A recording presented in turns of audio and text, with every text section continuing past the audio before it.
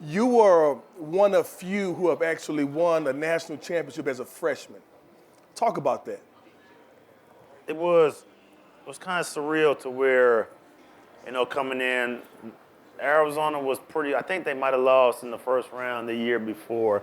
So, I was getting a lot of grief from a lot of people because I committed when I was a junior, and in high You school. were like player of the year. You could have went anywhere. Yeah, it was between Arizona, UCLA, and Duke. Like Duke was a far third because it was so far away. I wanted to be kind of close to home. I only took one visit. I took one visit to Arizona. I took an unofficial to UCLA, and it was kind of, my dad went there. So when I went to the game, I'm walking through the crowd, and they start chanting. The whole gym starts chanting my name, and so I was kind of like, oh man. And then I met with Jim Herrick. It was pretty good there, but I mean, I committed after that and decided I wanted to play with Coach Olson. Coach Evans recruited me, but it was close to home. It was about an hour drive away. So I was close to home, but I wasn't home. Yeah. So I was okay with that. And I took one unofficial visit to the campus, and like as soon as I left there, I told my mom, I said, "Mom, this is where I'm coming." You didn't take any other visits to Duke or to UCLA? No, it was. I mean, I made my once. Like I'm the type of guy, my decisions made, my mind's made up. There's nothing that could really change that. And I just liked, what Coach Olson did, and his wife Bobbi, how they made me feel when I got there. And it was just like I was a mama's boy. Yeah. So she kind of took me in like, okay, I'll take care of him, Virginia, and this and that. So I felt good with going there. And we had an okay season, regular season. We went 500 in the Pac-10. But all the teams were good in the Pac-10. Yeah. I think 5 or 6 teams made it that year from the Pac-10. And I remember waiting like, I hope we make the tournament, you know what I mean? And we end up getting a number 4 seed, which was surprising. But like I said, we were in a tough conference. So we go to the tournament. We played South Alabama and College of Charleston our first 2 games. Okay. And I think both games we were down at halftime.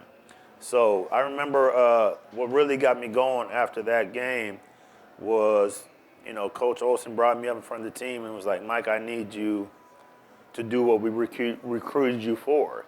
And that was to go out and play the way I played. Yeah. And so when hearing that come from him in front of everybody was like, okay, it's time for me to open up. And that's when, after that we played Providence. We played Kansas. Kansas was 34-0. They had about 5 or 6 pros on that team. We ended up beating them, number 1 seed. We ended up playing North Carolina. We played North Carolina the first game of the season and beat them the first game of the season as well. So Who did hold on, let's pause. Who did Kansas have? They were 34-0. Obviously they were the number 1 overall seed. Yeah, they're number probably. 1 team in the country. So who did they have? They had Jacques Vaughn. They had Jacques Vaughn, All-American point guard. They had Paul Pierce. They had Scott Pollard. They had Rafe LaFrance. They had Jeremy Haas. They had Thompson. Kenny? No, not Kenny Thompson. It's like Bill. Oh. He was like a shooting guard, about 6'5", maybe, shooting guard. Had bounce? Yeah, I think so, but I think he was known for a shooter. Okay. Billy Thomas. Yeah, Billy Thomas. Billy Thomas. Yep. And then Yep. I think they had one. They had another guy that played another guard. Was okay.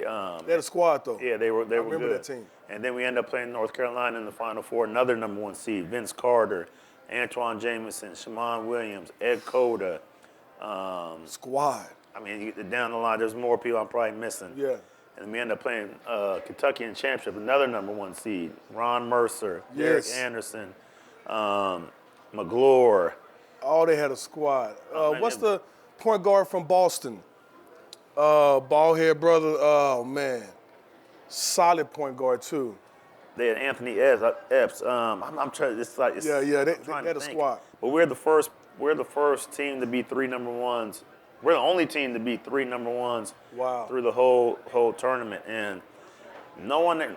It was easier because no one really expected us to do it. Like all the teams that they expect to win usually don't win because there's so much pressure on these guys and it's just one game. So we kind of we kind of went through the tournament with nothing to lose. Yeah. And no one really expected us to do what we do, to do what we did.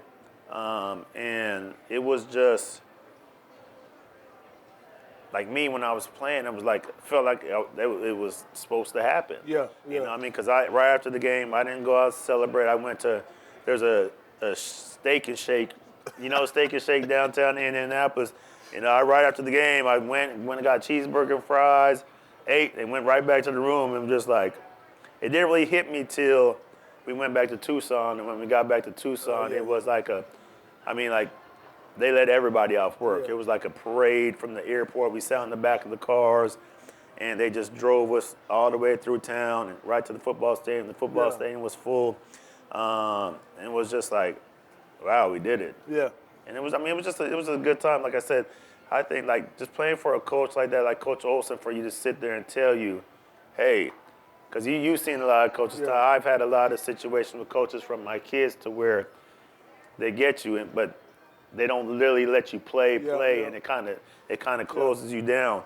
And when he said that to me, he opened me up, and it was just like, it's my time. Yeah. You So was the starting five was you, Mal Simon, Michael Dickerson, Bennett Davison. He was the #1 player in junior college at the time, and A.J. Bramlett. And you were the only true freshman on the starting five? Yeah. And for Lute Olson to bring you up in front of everybody, in front of everybody saying that this is your show, I can only imagine the type of confidence. It did. I mean, because at first I was like, I didn't want to step on any toes. Like you said, we had Miles Simon, Jason Terry, Dickerson, Bennett Davis. We had guys all the way through that were really good players. And I was just like trying to fit in and do that stuff. And we almost lost the first 2 games, like really close. And so when he said that, that's when I was like, okay, I'm going to do what I do. Yeah. What's interesting is you talked about how Lute and his wife made you feel. Mm-hmm. You talked about how like you felt warm from the community and everything about that. But that's what recruiting is. Uh-huh. And nowadays, the recruiting is all about money. Mm-hmm. It's not about building that strong friendship, that strong mentorship or relationship. What are your thoughts about recruiting right now? Real quick, we ain't gonna dive into the weeds, but you got recruited. They didn't give you money. Mm-hmm. They talked to you in a way where you believed in the entire program. Uh-huh. So what do you want? What do you? So regarding that style of recruiting, or now with money, what are your thoughts on that? I think it could still kind of go the same way. I think if I get in a position to recruit, I'm going to recruit, and and like you said, it's to make the kids feel comfortable. It's to make the kids feel like you care about them. It's to make the kids feel like you could help them get to that next level that they're looking to get to. And the thing is, like, there's 400 kids in the NBA. Not everybody's going to make the NBA. And you have to be realistic with some of these people and not tell them what everybody wants to hear. Everybody likes to tell people what they want to hear. And I'm the type of guy, like, not everybody's going to make the NBA. There's still places overseas that you could play, that you could take care of your family, $40,000 a month still. That's a lot of money. It's not NBA money, but it's still enough money to live and do something that you like doing. There's millions and millions of people that wake up every day that go to work that don't like going to their job. And, being able to play basketball for your career and your life, it's a great feeling to do what you want to do every day. Trade game.